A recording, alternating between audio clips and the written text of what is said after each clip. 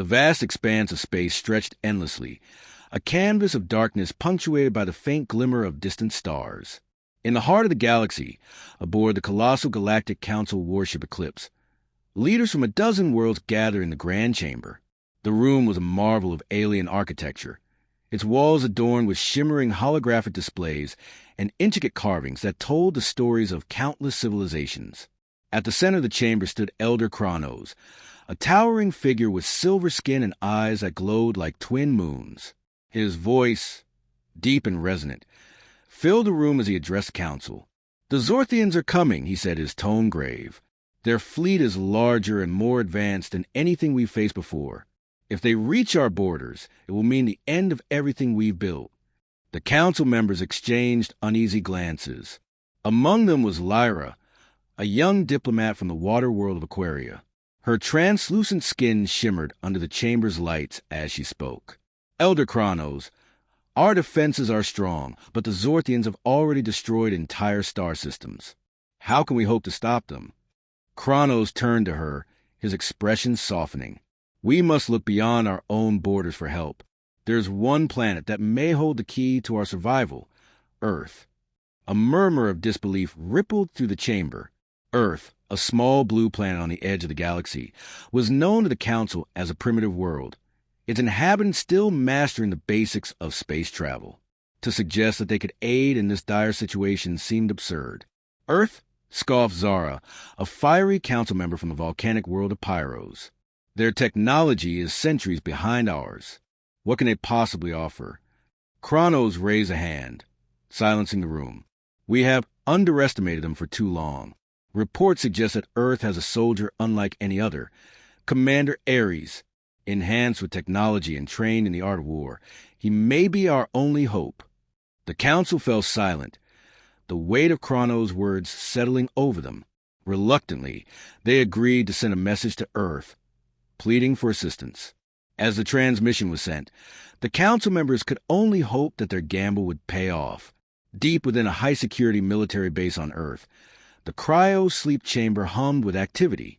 Dr. Emily Carter, a brilliant scientist with sharp features and a determined gaze, stood before the cryopod that housed Commander Ares. The pod surface was frosted over, its occupant hidden beneath a layer of ice. Around her, technicians worked tirelessly to prepare for the awakening. "Are we ready?"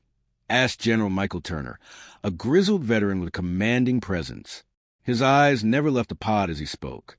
"Almost," Dr. Carter replied, her fingers dancing across the control panel. "The process is delicate. We can't afford any mistakes." With a final adjustment, the pod began to warm. The frost melted away, revealing the figure inside. Commander Ares was a towering man, his body encased in a sleek combat suit that seemed to pulse with energy. His face was stern, etched with the scars of countless battles. As his eyes fluttered open, they locked onto Dr. Carter with an intensity that made her step back. "Welcome back, Commander," she said, her voice steady despite the unease she felt. "We need you." Ares sat up, his movements fluid and deliberate. "What's the situation?" he asked, his voice deep and commanding. General Turner stepped forward, handing Ares a data pad. "The Galactic Council is under attack by a species called the Zorthians. They've asked for our help, and you're the only one who can make a difference." Ares scanned the information, his expression unreadable. "Understood. Let's get to work." The spacecraft Aegis cut through the atmosphere, its engines roaring as it ascended into the void of space. Inside, Ares sat in the command chair, his eyes fixed on a view screen that displayed the endless expanse of stars. Beside him, Dr. Carter monitored the ship systems, her fingers flying over the controls. "We'll reach the Galactic Council's warship in a few hours," she said. "Are you ready for this?" Ares nodded, his gaze never wavering. "I've been ready my whole life." As the Aegis approached the eclipse, the sheer size of the warship became apparent. It was a behemoth, its hull bristling with weapons and defensive systems.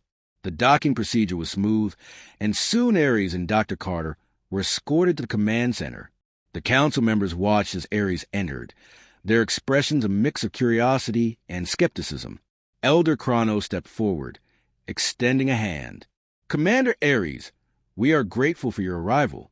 The situation is dire, and we need your expertise. Ares shook Kronos' hand, his grip firm. I'm here to help. Show me what we're up against. The Zorthian fleet emerged from hyperspace, their ships dark and menacing against a backdrop of stars. The Eclipse and its allied vessels moved into position, their weapons primed for battle. Ares stood at the tactical console, his eyes scanning the holographic display that showed the enemy's formation. They're focusing their attack on our flagship, an officer reported. If they breach our defenses, it's over. Ares nodded, his mind racing. Deploy the fighter squads to intercept their smaller vessels. Concentrate our firepower on their lead ship. We need to break their formation. The battle erupted in a cacophony of light and sound. Energy beams streaked across the void. Missiles streaked toward their targets, and explosions lit up the darkness. Ares directed the Council's forces with precision, his command sharp and decisive. Despite their efforts, the Zorthians were relentless. Their ships closed in, their weapons tearing through the Council's defenses. The Eclipse shuddered under the assault, its shields flickering as they struggled to hold. We're losing power. Dr. Carter shouted over the din. If we don't do something soon, we're done for. Ares clenched his fists, his mind racing. There's one option left. We need to take out their command vessel. The Zorthian command vessel loomed in the distance, its massive frame bristling with weapons and defensive systems. Ares knew that destroying it was their only chance. He turned to Elder Kronos, his expression grim. I'm going in, he said. I'll take a small team and board their ship. If we can disable their systems from within, we might be able to turn the tide.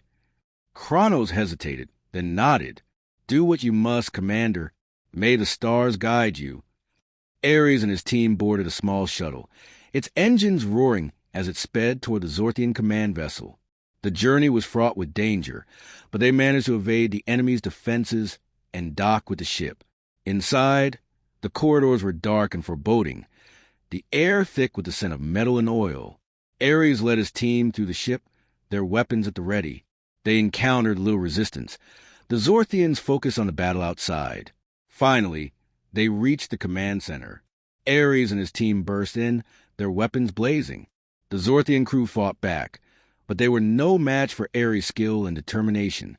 With a final, well-placed shot, Ares disabled the ship's systems, causing it to go dark. With the Zorthian command vessel disabled, their fleet fell into disarray. The Council's forces pressed their advantage, driving the enemy back. The battle was won, but the cost had been high. The Eclipse was heavily damaged, and many lives had been lost. As the Council members gathered in the command center, Elder Kronos turned to Ares, his expression one of gratitude. You have saved us, Commander. We owe you a debt we can never repay. Ares shook his head. I did what I had to do. The real victory belongs to everyone who fought today. The Council members nodded, their respect for Ares and Earth evident. Zar stepped forward, her usual skepticism replaced by admiration. We were wrong about Earth. You've proven that your world is a force to be reckoned with. In the weeks that followed, the Galactic Council extended a formal offer of alliance to Earth. The once distant planet was now recognized as a valuable ally. Its people celebrated for their bravery and resilience. Ares returned to Earth a hero, his name etched into the annals of history. But for him, the battle was just the beginning. As he looked up at the stars, he knew that the galaxy held countless challenges, and he was ready to face them. The story of Commander Ares and Earth's rise among the stars became a legend, a tale of courage and unity that would inspire generations to come. As the galaxy looked to the future, it did so with hope, knowing that even in the darkest of times, there were those who would stand and fight for what was right.